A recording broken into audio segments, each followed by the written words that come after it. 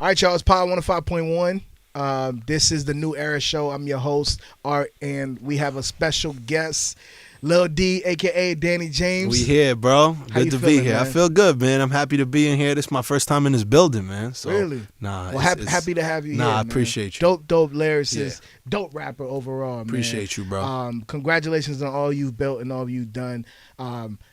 Every time I have somebody here, I like to ask everybody this question, man. If you could think of something that you've done over the last few weeks, a moment that has just been stuck with you that you would, you just want to relive that moment again.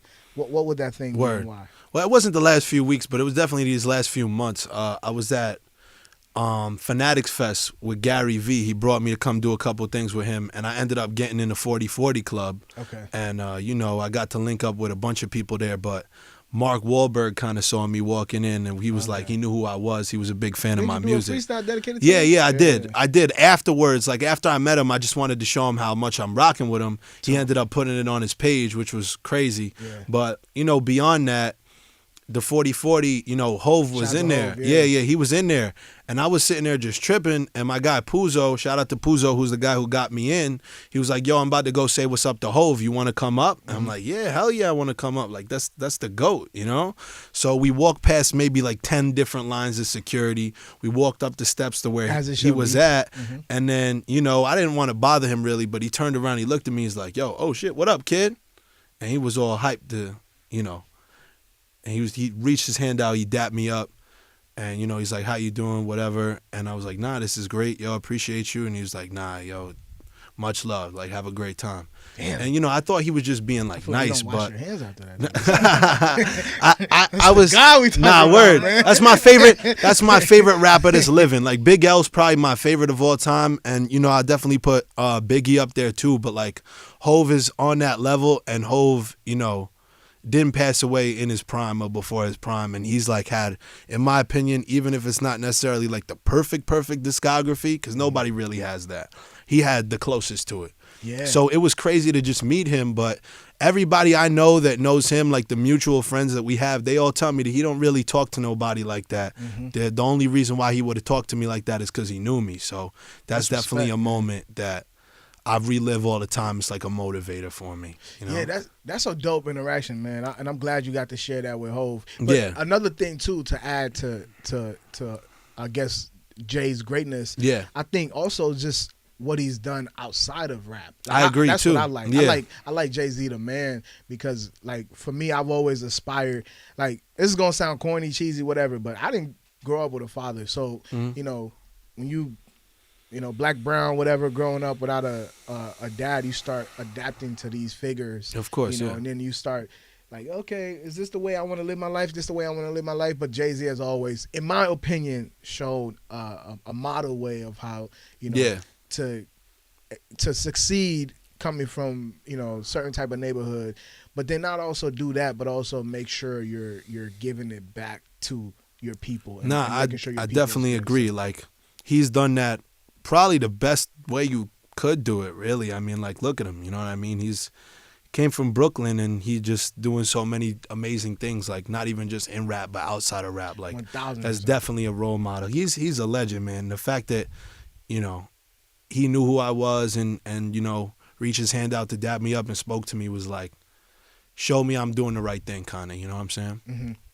You know what's it was so interesting. I'm glad you mentioned that because one of the questions I have for you, man, because reading through some of the things that you've accomplished throughout the years, I read that you've had co-sign from Redman, Talib Kweli, Ice-T, and Slick Rick, and you had a relationship with Biz Marquis, God rest his soul. Yeah, rest in peace, man. That was great. I had only met him one time, but he'd followed me for a long time. Mm-hmm. And I did a show. It was a show at Radio City Music Hall. I had to be about like 14 years old.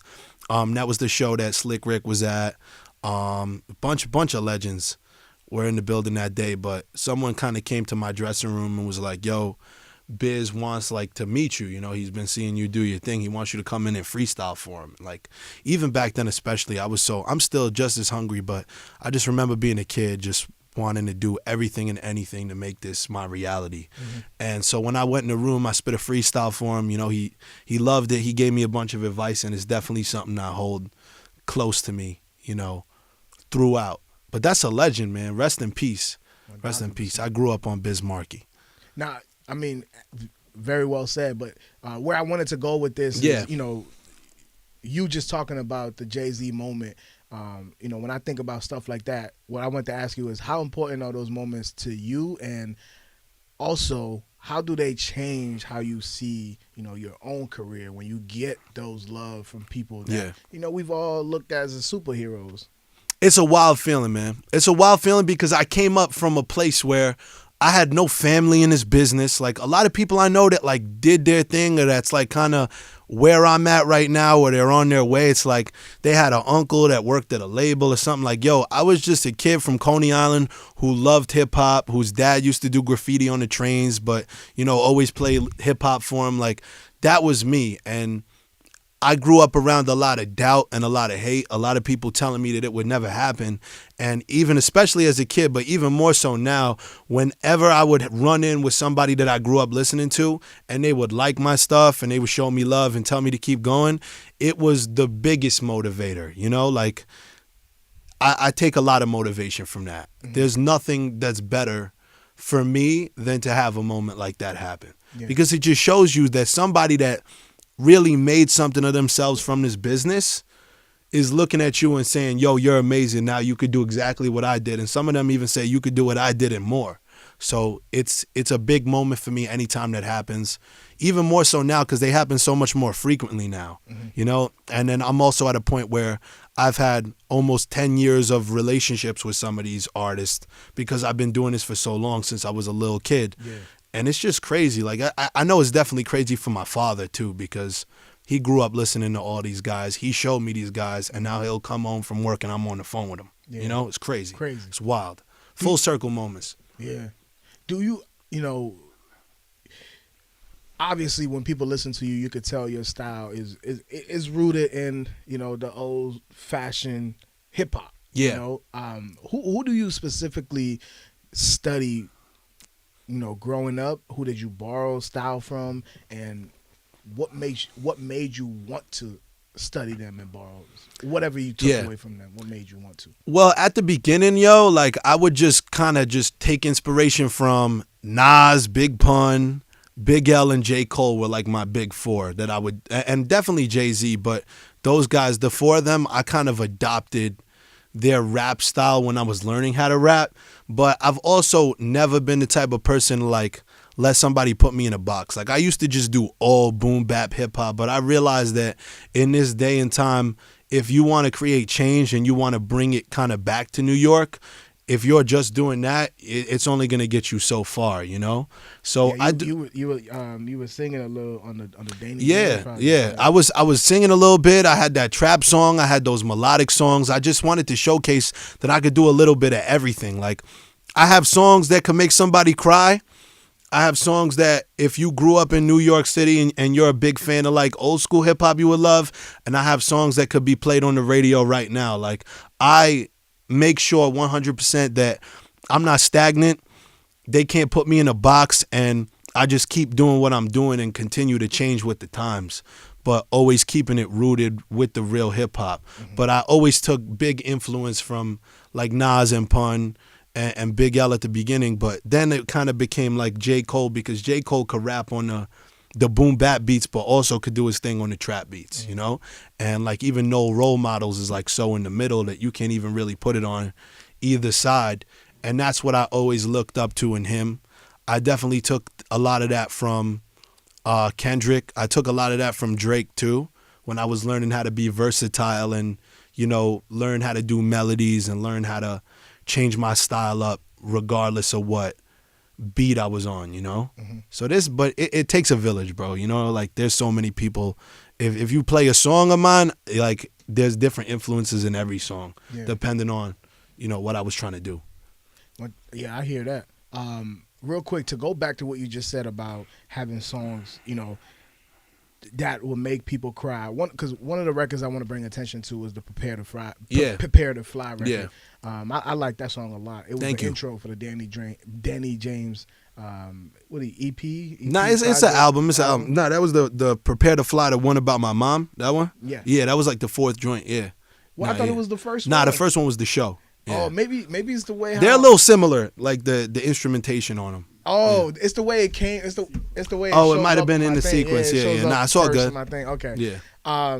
But what I wanted to discuss from that is, you know, to your point, we just said yes, it is about your mom, but I took it as a double entendre. I thought you were talking about Prepare to Fly as in your career, preparing to fly, as well as what the cancer your mom was battling. Like, were you insinuating anything? I guess you can describe it more, but what was the intention behind it? Yeah, so the song is basically about a bunch of different stuff, like you just said. Like, I remember I wrote it on the plane to California, my first time going to California, because I just remember the feeling of going. And, you know, your mom always kind of wants you to, like, stay with her, you know, like in her own loving way. And I feel like, you know, when I'm out, especially when I was growing up, everybody kind of always saw my dad around, because when I was a kid, my dad used to bring me around to different spots. Couldn't go by myself. I was like 12, you know. But my mom kind of always like watched from the sidelines, came to the important stuff. People would maybe meet her at the shows, but she was never really in the forefront of anything. And it always kind of felt like she was 100% my top supporter, you know, but she was always watching from afar. She wasn't in it. And I just remember feeling like I want her to know how much I love her. I want to make this song for people who have gone through similar experiences, people who have a close relationship with their mom, people who might miss their mom, and also just about leaving your environment to do something bigger.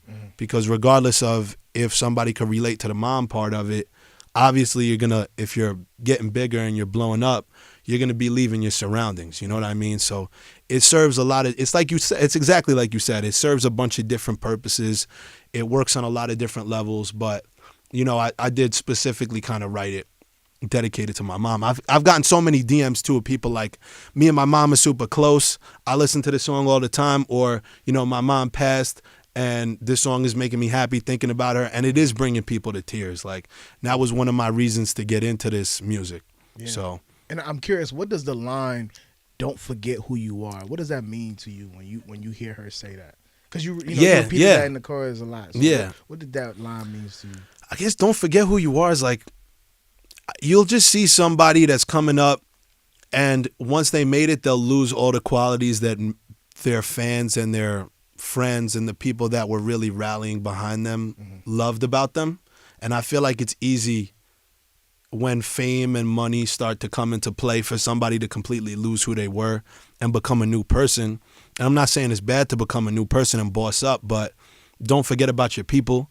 Don't forget about your family. Don't forget about don't forget about the people that make you who you are, you know? The people that pushed you where you needed to go when you needed them most. Because, you know, I see people blow up and then they forget about everybody. And it's like, I always vowed to myself that was never going to be me, ever in my life. And like, I hope when it's all said and done, I could look back on this interview and that song where I said, don't forget who you are. And I could say to myself, yeah, I bossed up, but I never forgot the core root characteristics of my personality that made everybody love me in the first place, you know? Yeah. I'm glad you brought that up, because I wanted to ask you, what are those characteristics? Like when you hear people say, "Don't forget who you are," like for somebody who, you know, a lot of people are following the career of, you know, Lil D, Danny James, but what exactly are those characteristics that make you who you are? Like, how would you describe that to somebody who's who are the core? I'm different than all these other rappers in a lot of different ways, because one, and this is off the bat, like, I interact with my fans probably more than anybody else does, because I know that they are the people that gave me this opportunity, you know? And I feel like people get to where I'm at right now, and then of course much bigger, and they start treating their fans like, oh yeah, you know, we'll take a quick picture and we'll move. Like, I have conversations with them every day. I see them in the street and I talk to them for a long time. I respond to every DM. I respond to every comment if I don't hit them in the DM, and I make sure that they know that I would not be in the position I am today if it wasn't for them, because at the end of the day, they're the ones that are giving me this opportunity to live the life that I'm living, you know? So that's one thing. Another thing is like, yo, I'm Italian, so like when you're Italian, obviously, I feel like anybody, but especially Italians, very rooted in family. So I'm all about my family. With me, it's like, even if a family member like did me wrong or whatever, if you're my blood, regardless, I'm going to always be there for you. I'm going to always take care of you. I'm going to always be a listening ear and a helping hand, you know? And then like true friendship too. If somebody is a true friend to me, I'm never going to forget them. I got my boy Lavelle, shout out to Lavelle from middle school, who was the only person in the whole school really that supported my vision. And, you know, it's years and years and years later. It's almost a decade later. And that's still my guy. You know, that's still my dude. And when my shit goes to the next level, he's coming with me, you know, and all my boys that were with me throughout will come with me too, you know? So those are, and then of course that I love New York hip hop, and LA sounds like LA, Atlanta sounds like Atlanta, you know, the South sounds like the South, and the UK sounds like the UK, but for whatever reason, New York does not sound like New York. And I'm going to always, regardless of if I'm on a boom bap beat or a trap beat or on some song with some pop singer where I'm doing a guest verse, you're going to hear that New York influence. And you're going to hear that New York sound so that I could bring that to the forefront. But those are like the core for me. You know what's so funny? I do want to touch on something, but I want to get back to the New York conversation. Yeah. Because I really, you when I was diving through your world, I'm like, okay, this is somebody that I want to have this New York conversation with. But before we get into that, I want to talk about what you talked about, the interaction that you do have with your fans, you know, how you respond to them in the DM. Because I did notice something. I feel like you effectively use social media to promote yourself. And I want to, you know, even just the way you use your reels, your captions, like you use it in the modern way of how it's supposed to be used. And what I wanted to ask you, what have you learned from, you know, leaning into the internet culture? Like what have you learned from that, and how has it, you know, helped you, especially with the style of rap that you enjoy? You know, yes, you do tap in a different style, of course, but the style of rap that you enjoy, a lot of people will be like, oh, nobody want to listen to this, nobody want to listen to people rapping, whatever. You know, but you seem to be doing well. People tapping into you would be surprised at how many people are yearning for what once was in New York. And when I first started uploading, it was before social media was even looked at as a job. I blew up like the old-fashioned way where you had to get somebody that was big to repost you. So, you know, like Lord Finesse and Michael Rappaport and Trax NYC and World Star, Big Daddy Kane, Talib Kweli, just down the road of just all the people that reposted me. That's how I built my core fan base at first. But then social media changed and everything was different. And, you know, a lot of people were like, oh, that's it, you know, because now it's all about what the people want to see and not just what certain big creators want their fans to see. But when I started uploading in that time, I just was able to reach so much more than I ever would have been able to the old way. And social media has been a vessel for me. Half of probably 3/4 of the opportunities that I've been blessed enough to have could not have happened without social media. And the same thing where I said where I didn't have somebody I was close to that was in the business, I had to do it myself on social media. Like, I don't want to say I was the first rapper doing freestyles on Instagram, but because there were rappers that were big that started doing freestyles on Instagram, but I had to have been one of the first people to make a name for themselves off of Instagram. I'm not talking about TikTok. I'm not talking about YouTube. Like, I was rocking over like classic New York hip hop beats once a week, when once a week was like crazy to post that many times. Imagine, right? Because now you got to post like once a day. But back then it was once a week. That was crazy. For real. So it's like I used to post once a day. I mean, not once a day. I used to post once a week. And people used to be like, yo, this kid is crazy consistent. Like, nobody's having this output. And, you know, I just positive manifestation and hard work and consistency put me in the positions I needed to be. But nobody was back then doing Instagram like I did it. And I kind of am finally getting the perks of it all right now. But like even for example, like the work that I've done with the New York Knicks would have never happened without Instagram. Like I was able to do a Knicks commercial and raps on the Knicks social media and build a close relationship with Allen Houston and an even closer relationship than I had beforehand with Stephon Marbury. I was able to go to a bunch of games. My dad is a diehard Knicks fan, and I got to take him to a game where we were sitting right by the court, you know, for the first time in his life. All of that happened because I said to myself, I like the Knicks. OG Anunoby just got traded to the Knicks and we haven't lost since. I'm going to write a rap about it and put it up. And all those opportunities came from that. So for all the up-and-coming artists out there, like, y'all need to understand that it's not easy. It's time-consuming.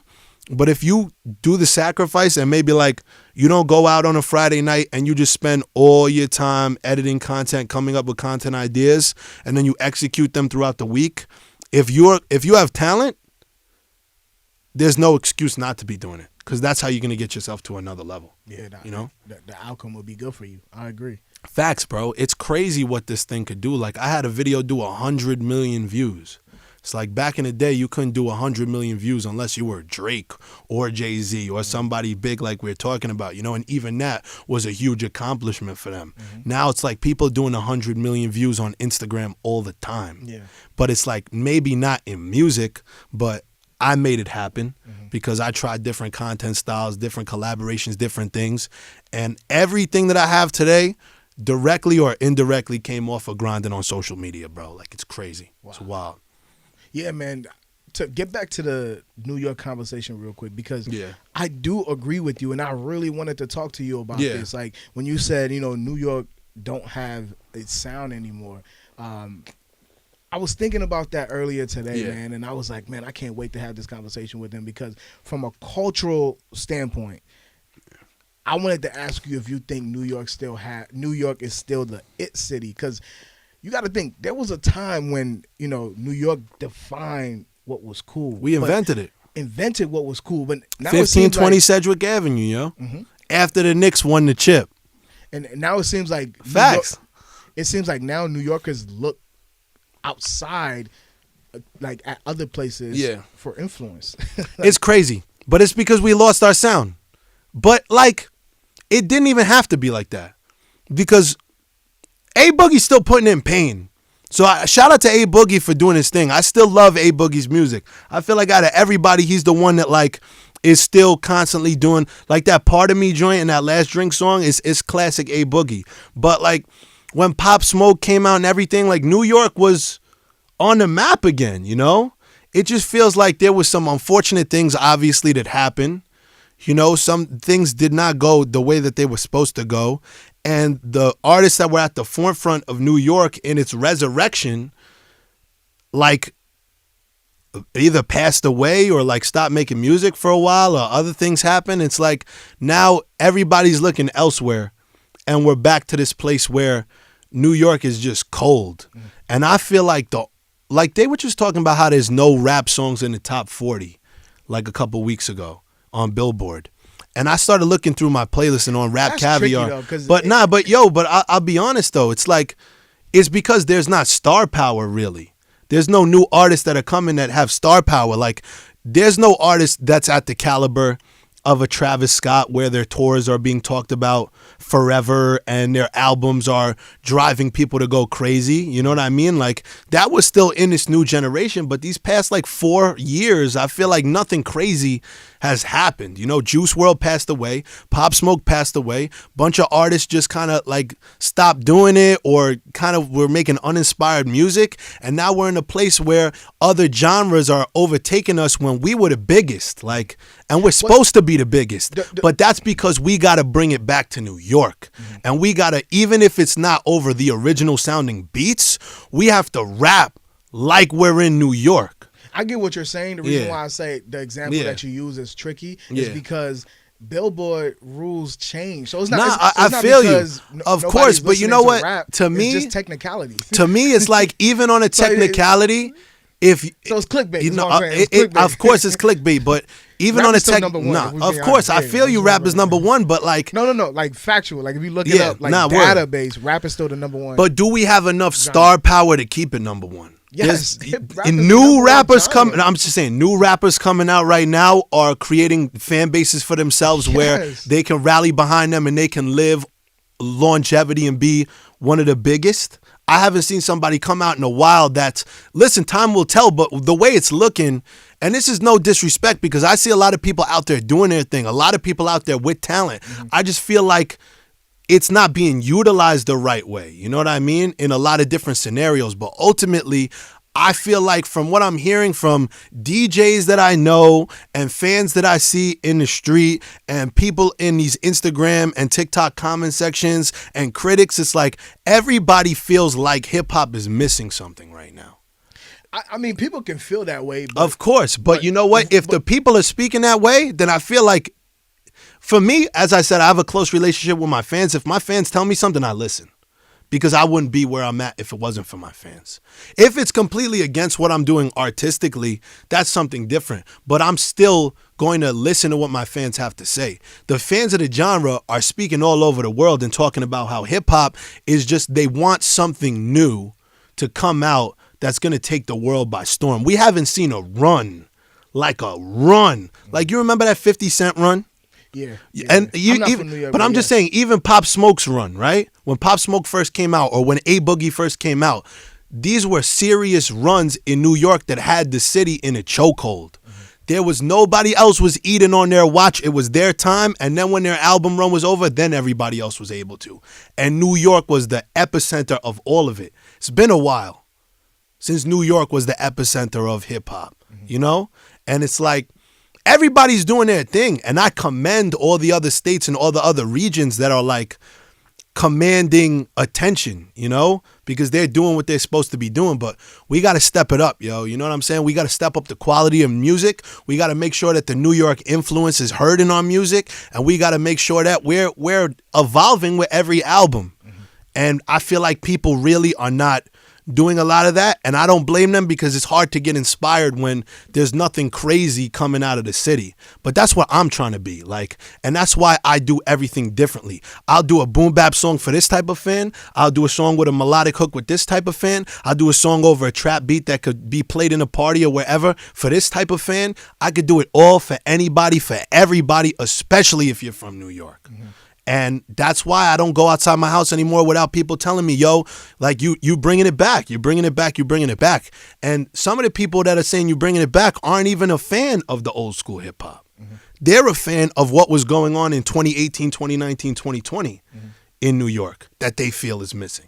So I'm trying to bridge the gap between generations, and I'm trying to bring it back to New York. And listen, time will tell if I'm going to be able to do it. But going back to just Hove knowing who I was and Fat Joe talking about me on his podcast and the old school legends like Redman and Big Daddy Kane congratulating me on all the success. Redman telling me he listened to my album from front to back. It's like, I know that if the greats are saying that I got the ability to do it, and the people are saying I got the ability to do it, and the game, especially in New York, is saying I feel like we're missing something, then I got to step up to the plate. You know, that's how I feel. Yeah, see, I agree with you. The only thing I got to push back on, I hate that people keep running with that narrative. What, that hip hop isn't the number one? Yes. No, I feel you. I'm looking up the article right now. By this is the ranking: streaming values, chart performances, and revenue shares. Hip hop is the number one by 30.7 globally. So I just hate that narrative because, of course, I think the only difference is you were talking about superstars, and I think there's a distinction there. Yeah, I definitely feel you. There aren't that many superstars because of social media. Everybody can be a star now. So I think that's a problem too. But my big thing is like, that don't got nothing to do with hip hop. Of course, no, it doesn't. But you know what? All that stuff for me, I have like a very disciplined mindset. I never like, obviously it's a fact, right? But sometimes I look at the facts and I say, nah, this is not a fact for me. This is an excuse. I'm not going to let social media be an excuse where everybody could be the popular person. Yeah, everybody can carve their own corner of the sky, you know? And worst case scenario for me, I'm going to carve my corner of the sky. I'm going to have my fans rock with me, and I'll make a living off this rap thing, you know? And what I've been doing for all these years. But the goal is to rise above all of it. You know, I just said Hov is my favorite rapper. Hov is my favorite rapper because he had the craziest discography. He put on the most people. He put on for Brooklyn. He put on for New York. And when you look at him now, it's like you can't dispute with the fact that he came up from nothing, built all of this through his business ventures, but through hip hop. And even before he was doing his business ventures, his hip hop was speaking for him, for itself, you know? And that's the footsteps I'm trying to follow in. And I feel like people don't think big like that. I'm not going to say everybody because that's a big generalization, but a lot of people don't think like that. Mm-hmm. They want to get into it because they think it's fun. They want to make money. You know what I mean? They want to travel the world. And listen, that's great. But I want to do all of that, but I want to be the best. And I want to put my city back on the map. And I want to put Coney Island on the map. And it's like, those are my motivators. When you have those bigger shoes to fill, like, there's no time for small talk. There's no time for excuses. And you can't look at anybody except your big influences and your own self. And you can only battle with yourself. You can only go up against yourself. You're only as good as your last song. You're only as good as your last run. You're only as good as your last freestyle. And I'm constantly, everything I'm making, trying to level up. But that's not just because I want to be the greatest. It's for New York, you know? Let me ask you this, man. I got like two more questions, but on Walk Through the Rain, you said something that I really want you to just expound on. You talked about like how you were used to do shows and nobody would be there. You know, it made me curious. What did that do for you mentally? You know, as an artist, what type of motivation does that ignite within you? You know how I said to you that like when I meet people that are big in this business, that's a big motivator for me. Mm-hmm. Even bigger is when somebody counts me out, you know? When I get told no, or when somebody's not rocking with me, or when I go to like do something big and it doesn't turn out as big as it was supposed to be, you know, I don't let it discourage me. It actually pushes me further.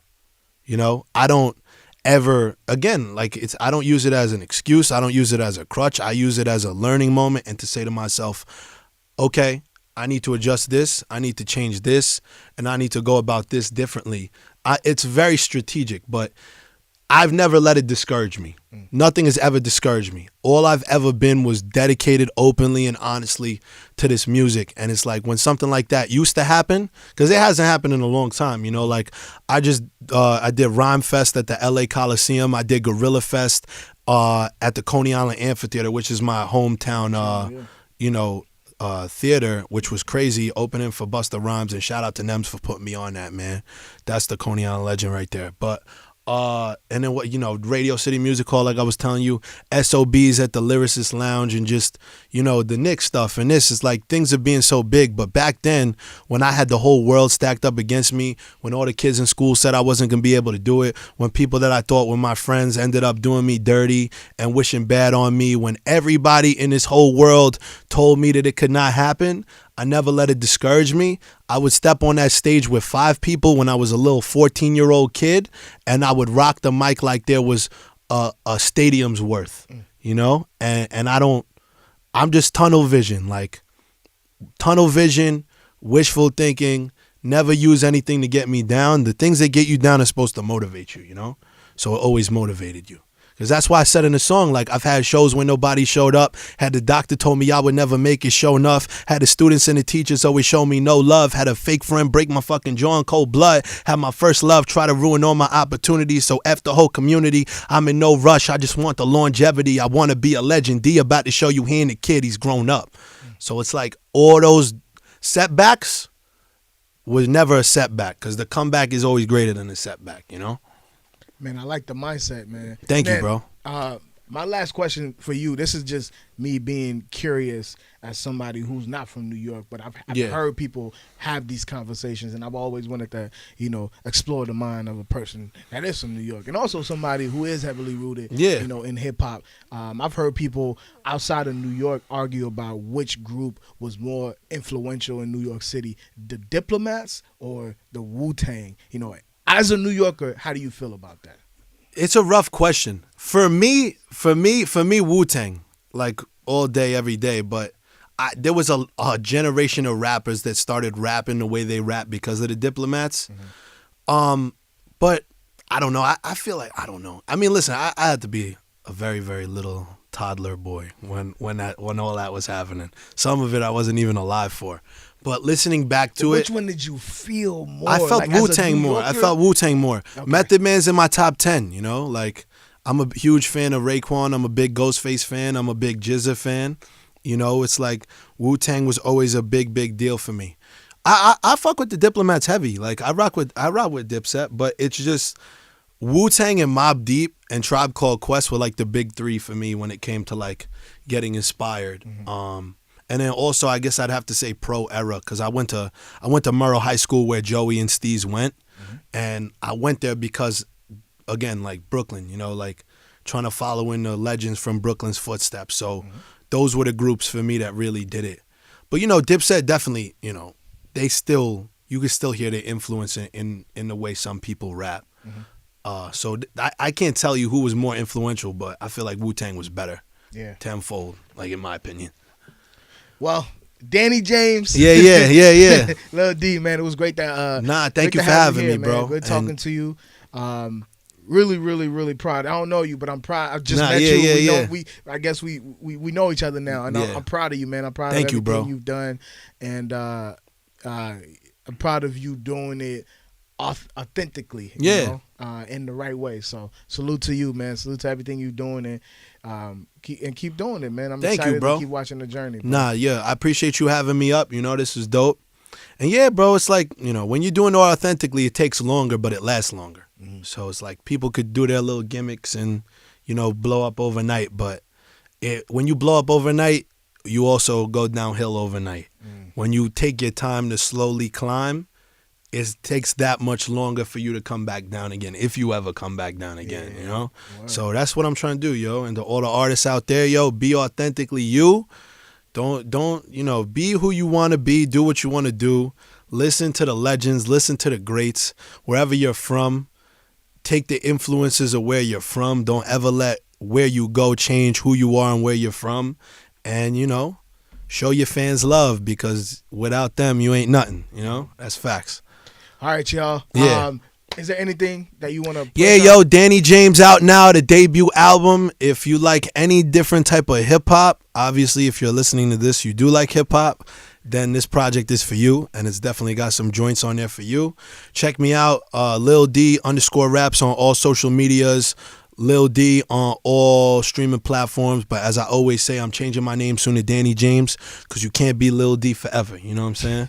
And that's a fact. So that's that, man. Appreciate you, yo. We here, Power 105.1. Let's go. All right, y'all. This is the New Era Show. I'm your host, Art. We'll see you on the next one. All right, peace.